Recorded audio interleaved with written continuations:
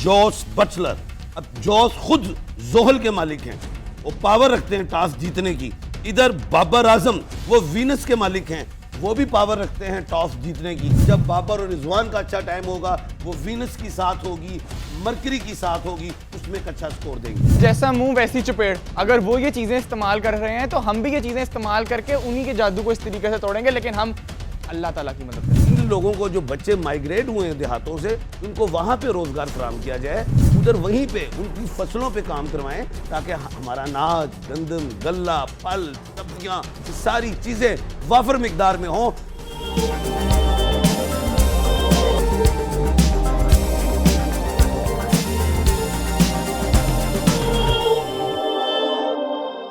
बिस्मिल्लाहिर्रहमानिर्रहीम। सितारों की चाल एम ए शहजाद खान साहब के साथ मैं हूं आपका मेज़बान वलीद बिन तारिक, और हम आपकी खिदमत में दोबारा से हाजिर हैं।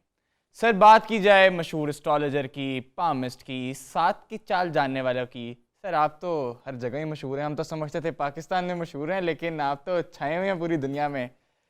तो वो लम्हा जिसका हम सबको इंतज़ार था, आज हमने अनाउंस करनी है पाकिस्तान की टीम जो कि कल खेलेगी। कल बड़ा मार्का है, और कल अगर हमें सेमीफाइनल के लिए क्वालिफाई करना है तो हमें हर सूरत जीतना होगा। और सिर्फ जीतना नहीं है, हमने एक बड़े मार्जिन से जीतना है, और वो बड़ा मार्जिन हमें ले जाएगा भारत के खिलाफ सेमीफाइनल खेलने के लिए। सर बिस्मिल्लाह करें, टीम अनाउंस करें। जी बिस्मिल्लाह बिस्मिल्लाह जी, अस्सलाम वालेकुम।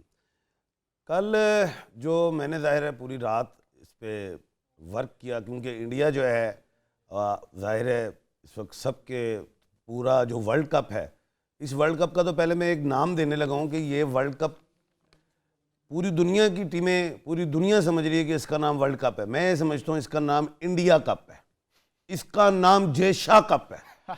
हमने जय शाह के मुंह से कप निकालना है। इंडिया कप जो सोच रहा है शुरू से ही कि ये मैंने ही लेके जाना है, मेरी ही बदमाशी है, मेरी ही ग्राउंड्स है, मेरी ही मर्जी से जो है पिचेस बनेंगी, मेरी ही मर्जी से जिस टीम को मैं चाहूँगा वो आएगा। इंज नहीं होना सोनिया। गल है जे तुसी एस्ट्रोलॉजी जानते हो तो मैं भी जानना। तो मैं अब टीम अनाउंस करने लगा हूँ अल्लाह के हुक्म से, और मैं इसमें सबसे पहले अल्लाह ही का नाम लूँगा और पूरी कौम को यही कहूँगा कल मैच ऐसा है। और उस मैच के लिए मैंने पहले भी आपको कहा था, जो 35वां मैच था जो पाकिस्तान जीता, वो कौम की दुआओं से और ओवरसीज़ पाकिस्तानियों की दुआओं से हम जीते थे। और वो तस्बीह मैंने बताई थी, या फताहू या मुतकब्बिरू, ये पढ़नी है। अब मैं इसकी तादाद मैं नहीं बता रहा, बस आप बैठे हैं मैच देखें और तस्बीह फेरते रहे, अल्लाह का नाम लेंगे इंशाल्लाह। मैंने कल टैरोट कार्ड निकाले, उसमें पाकिस्तान जो था मुश्किलात में था, मैंने खुद निकाले घर में। फिर मैंने कहा इसमें दुआओं का कितना किरदार है। जब वो निकाला तो हमने कप उठाया हुआ था। मैं आपको कहता हूँ, कौम को कहता हूँ कि आपने तस्बीह नहीं छोड़नी, और इंशाल्लाह हम अल्लाह के हुक्म से निकाल के लाएंगे। और एक बात और बता दूँ, जितनी मर्जी चालें चल रहे हैं इंडिया पिचों पे, मुझे पता है उन्होंने कल फिर कुछ ड्रामे करने, थर्ड एम्पायर पे, ये वो, ठीक है। और अपने खिलाड़ी जो हैं बस उस खिलाड़ी जो है वो ज़ाहिर है इंग्लैंड अपने अनाउंस करेगा, लेकिन मैं उसके मुताबिक पाकिस्तान की टीम अनाउंस करने लगा हूँ। गो के आप सोचेंगे खान साहब ये आप कैसे अनाउंस करें, मैं नॉलेज ऑफ सात के मुताबिक अनाउंस कर रहा हूँ। कल का दिन हफ्ता है, 44वां मैच है, 4 और 4 8 होते हैं। 8 पाकिस्तान का लकी है। जो टॉस होगा वो जोहल की साथ पे है, और जोहल से मैच शुरू है। इधर अगर हम देखें तो उधर इंग्लैंड के जो कैप्टन हैं उनका नाम है जॉस बटलर। अब जॉस खुद जोहल के मालिक हैं, वो पावर रखते हैं टॉस जीतने की। इधर बाबर आजम वो वीनस के मालिक हैं, वो भी पावर रखते हैं टॉस जीतने की। 45% जो हैं बाबर आजम टॉस जीतने की, यानी कि कह लें कि उनके हाथ में चांस है, और जॉस बटलर के पास 55% है। यहाँ पे आपको टॉस से पहले ही या फताहू या मुतकब्बिरू, हम मुसलमान हैं, हमारा यकीन अल्लाह पे है, दुआओं से तकदीरें बदल जाती हैं। बिल्कुल, इय्याका नअबुदु व इय्याका नस्तईन, ऐ अल्लाह हम तेरी ही इबादत करते हैं और तुझी से मदद मांगते हैं। खान साहब टीम अनाउंस कर दें। अब जो है आपने टॉस जीत लिया कौम की दुआओं से। अब आपने टॉस जीता, क्योंकि 45% है, आपने 10% या 6% भी है, वो आपकी जो है कोशिश होगी, उससे टॉस आ गया। अब टॉस आता है तो पाकिस्तान टीम कैसे लेके आए, देखें जुपिटर की साथ पे ये मैच स्टार्ट होगा। जुपिटर मुश्तरी है, अब मुश्तरी में फखर जमा जो मुश्तरी का खुद मालिक है वो आए, उसके साथ आज आगा अब्दुल्ला शफीक जो मरीख का मालिक है, अब ये मुश्तरी और मरीख, मुश्तरी की साथ में एक लंबा स्कोर कर सकती है। इधर कोई विकेट डाउन होती है तो उसके बाद में अपने माइंड से बता रहा हूं, इफ्तिखार अहमद 1/12 का खाने का मालिक आपको एक लंबा स्कोर देगा, क्योंकि मुश्तरी के साथ मरीख की चाल आ गई। अब मरीख में खुद है इफ्तिखार और 2 मरीख का मालिक है, वो उतरे और आप देखें फिर स्कोर आगे लेके जाएंगे। इधर फिर कोई विकेट गिरती है तो फिर आगा सुलेमान, आगा खुद मरीख का मालिक है। अब मरीख के बाद ये जो चाल है वो चली जाती है सूरज की तरफ। अब सूरज में तक ये हमारे जो 4 बैट्समैन हैं, फखर जमान, अब्दुल्ला, इफ्तिखार और आगा, ये 2-2.5 घंटे खींचेंगे। उसके बाद जो चाल शुरू होती है बब्बर शेरा, वो वीनस की होती है और वीनस बाबर का मालिक है, वीनस रिजवान का है। यहां पे वीनस से ये खेलते हुए मरकरी की साथ तक जाएंगे और वहां पे एक अच्छा स्कोर, अगर ये 450 पौने 500 भी करना चाहें तो ये कर जाएंगे। ये है मेरी टीम। इसके बाद जो पूरी टीम अनाउंस कर देता हूं कि साउथ शकील हैं, वसीम हैं, हारिस हैं, शादाब खान हैं, शाहिन शाह हैं। अब अगर टॉस जीत जाती है ये क्या कहते हैं इंग्लैंड की टीम, तो अब उनके बैट्समैन खेलेंगे। तो इन बैट्समैन को बॉल कौन करवाएगा, ये भी एक पूरा एक मुकम्मल मैंने हिसाब बनाया हुआ है। एस्ट्रोलॉजी, नॉलेज ऑफ सात, न्यूमरोलॉजी, जफर, सबके साथ। तो देखें जॉस बटलर को उसामा आउट कर सकता है, नहीं टीम, और अगर नहीं है तो रहने दें। अच्छा, उसके बाद मोइन अली को शादाब और शाहीन, और एटिक्सन को शाहीन और शादाब, और जॉनी प्रेस्ट्री को उसामा। अगर ये नहीं खेल रहा तो इसकी जगह फिर हम यही शादाब आ जाएं या हारिस आए, चल जाएंगे। हारिस रऊफ को आपने मुझे बताया था कि बड़े इफेक्टिव रहेंगे, हाँ जी, एथिक्सन की ये जगह। आएंगे। अच्छा, उसके बाद फिर मैं आपको बताता हूं सैम कुरन, इसको भी हारिस और हसन ये उड़ा सकते हैं। हारिस रऊफ का तो रिकॉर्ड भी बड़ा अच्छा रहा है अच्छा, इंग्लैंड के खिलाफ। लैम लिविंगस्टन, इसको लिख लें ये बातें, शादाब और शाहीन शाह उड़ाएंगे। डेविड मलान को भी शादाब और शाहीन, आदिल रशीद को भी शादाब और शाहीन, जॉय रूट्स को यहां पे फिर अब हारिस और शादाब खान कह रहा हूं, इधर शाहीन शाह नहीं, क्योंकि वो एस के बाद के लग गया है। इसकी तरफ है डेविड विले को हारिस, क्रिस वोक्स को ये इधर आप कर ले। यहां तक मैच वैसे ही खत्म हो जाएगा, पाकिस्तान विनिंग पोजीशन पे आ गया होगा। तो खैर ये मैंने टीम अनाउंस की है। इसके मुताबिक देखें, बाबर आप सोचेंगे कि वो तो 3rd नंबर पे तो आते ही आते हैं, रिजवान ने तो आना ही आना है। इधर मैंने चेंजिंग की है, उस वक्त मरीख और मुश्तरी की साथ है। अगर आप वहां पे इफ्तिखार को और आगा को लाएंगे तो वो उस अच्छे टाइम को अपने अच्छे टाइम के साथ मिला के स्कोर देंगे, और जब बाबर और रिजवान का अच्छा टाइम होगा वो वीनस की साथ होगी, मरकरी की साथ होगी, उसमें एक अच्छा स्कोर देंगे। जी बिल्कुल नाजरीन, खान साहब ने कहा है कि हमें कल थोड़ा सा बैटिंग ऑर्डर चेंज करना पड़ेगा, क्योंकि हमने कल कुछ बड़ा अचीव करना है। कल कुछ आउट ऑफ द बॉक्स अगर हमने अचीव करना है, 500 रन बनाने हैं पहली बैटिंग करके, तो हमें कुछ आउट ऑफ द बॉक्स भी करना होगा। मतलब हमें अपना बैटिंग ऑर्डर चेंज करना पड़ेगा, हमें स्टार्स के, सितारों के मुताबिक बैटिंग भेजनी पड़ेगी, ताकि हम उस हिसाब से एक बड़ा स्कोर करने में इंशाल्लाह ताला कामयाब हो सकें। हम सब कुछ सवालात आए हैं। बिल्कुल जी, को मैं क्रिकेट का एक्सपर्ट नहीं हूं, मैं एक्सपर्ट हूं, मैं एक्सपर्टीज रखता हूं नॉलेज ऑफ सात में, नंबरोलॉजी में, इधर से उधर करना जानता हूं, जो इंडिया एस्ट्रोलॉजी के साथ अपने बंदे उतारता है। लोग कहते हैं कि इनके बंदे हैं जो दूसरी टीम है वो आउट हो जाती है, ठीक है, इनकी टीम आउट नहीं होती। वो नॉलेज ऑफ सात, नंबरोलॉजी, एस्ट्रोलॉजी को भी लेके चल रहा है। जादू, पिच वगैरह, 3rd अंपायर, स्पॉट फिक्सिंग, ये सारी चीजें हैं। एक सवालिया निशान जरूर है, लेकिन इस सवालिया निशान के ऊपर 3rd एस्ट्रोलॉजी बब्बर चेहरा आएगी। जी बिल्कुल, आपने वही वाली बात कर दी ना, जैसा मुंह वैसी चपेट। अगर वो ये चीजें इस्तेमाल कर रहे हैं तो हम भी ये चीजें इस्तेमाल करके उन्हीं के जादू को इस तरीके से तोड़ेंगे, लेकिन हम अल्लाह ताला की मदद का इस्तेमाल करेंगे, या फताहु या मुतकब्बिर ऊपर। अच्छा जी, सवालात की तरफ आते हैं। हमारे नाजरीन ने हमसे कुछ सवाल किए हुए हैं। सर, मेरा नाम है मजहर अली, डेट ऑफ बर्थ बताई हुई है 13 अगस्त 1998। मेरे फ्यूचर के बारे में कुछ बताएं।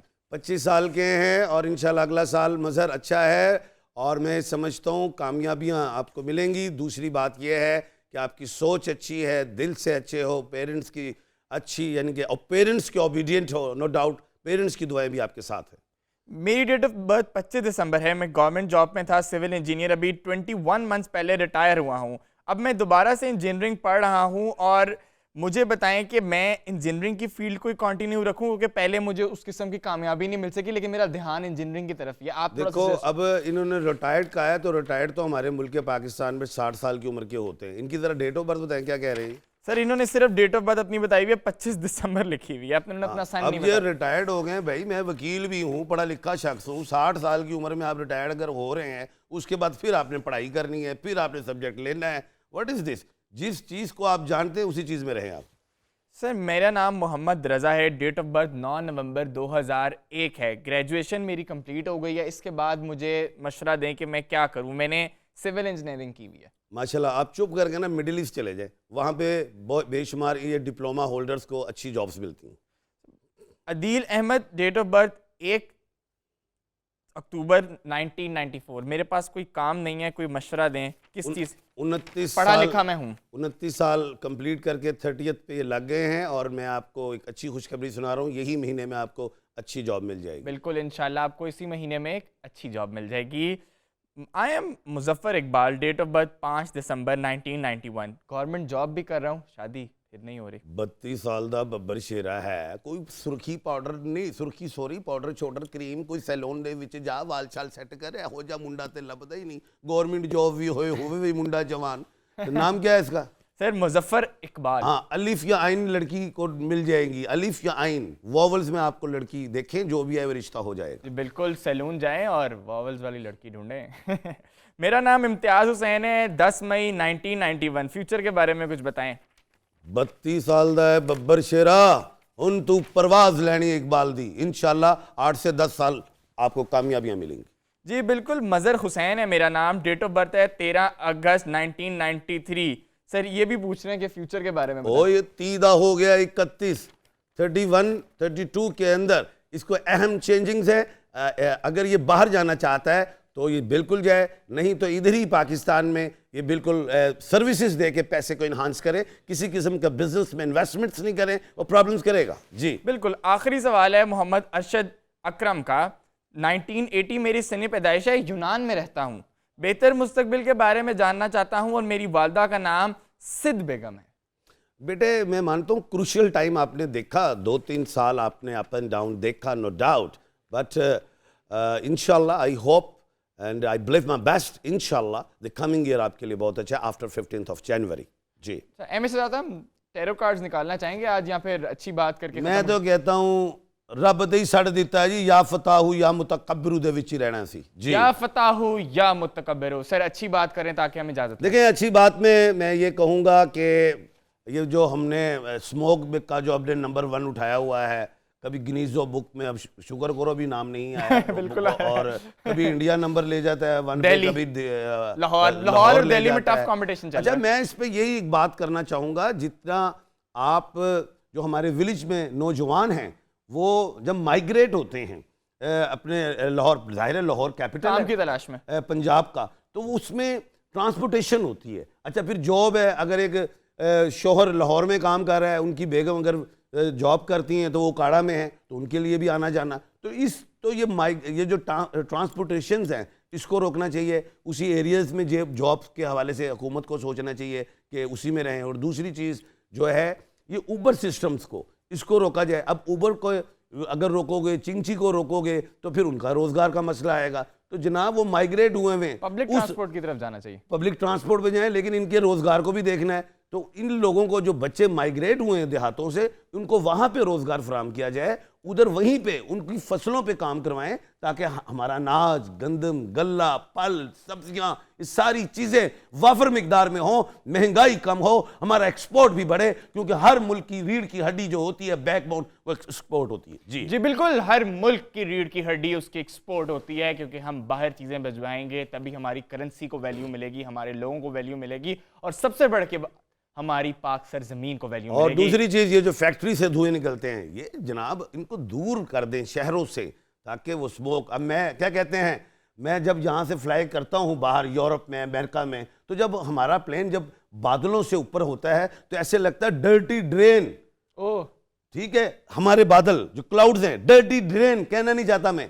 और जब मैं जैसे यूरोप की फिजाओं में होता हूँ तो वो साफ सफास पानी की तरह है। कहाँ से है dirty drain? What is mean? क्यों? ये सब धुआं है, इसको कंट्रोल करो। अब मैं एक ऐसे मुल्क में था, बल्कि हिंदुस्तान की बात करता हूँ, उन्होंने एक बनाया हुआ है कि जी अमृतसर में इतनी मोटरसाइकिल चलेंगी, इतने रिक्शाज चलेंगे, इतनी टैक्सीज चलेंगी, इतनी गाड़ियां चलेंगी, उनकी तादाद मुकर्रर है। बिल्कुल। और हमारे लाहौर की तादाद ही नहीं मुकर्रर। जी बिल्कुल। अगर यहाँ पे 1 करोड़ 2 करोड़ है लोग, तो करोड़ गाड़ी है भाई, तादाद मुकर्रर करो उसकी भाई। 20,000 इतनी मोटरसाइकिल होनी चाहिए, 50,000 इतनी, और जो चीज अवाम बढ़े वहां पे पब्लिक ट्रांसपोर्ट दो, तो ये नहीं होगा स्मोक। जी बिल्कुल, हमारे मुल्क के पाकिस्तान का मतलब भी यही है, पाक लोगों के रहने की जगह, और हमारे मज़हब में भी है कि सफाई जो है वो निस्फ़ ईमान है। तो हमें चाहिए कि हम इन एडवाइसेस पे अमल करें। और इसी के साथ मैं आपका मेज़बान वलीद बिन तारिक, एम शहजाद खान साहब के हमरा सितारों की चाल, आपसे मांगता हूँ इजाज़त। इंशाअल्लाह ताला कल मुलाकात होगी। पाकिस्तान जिंदाबाद।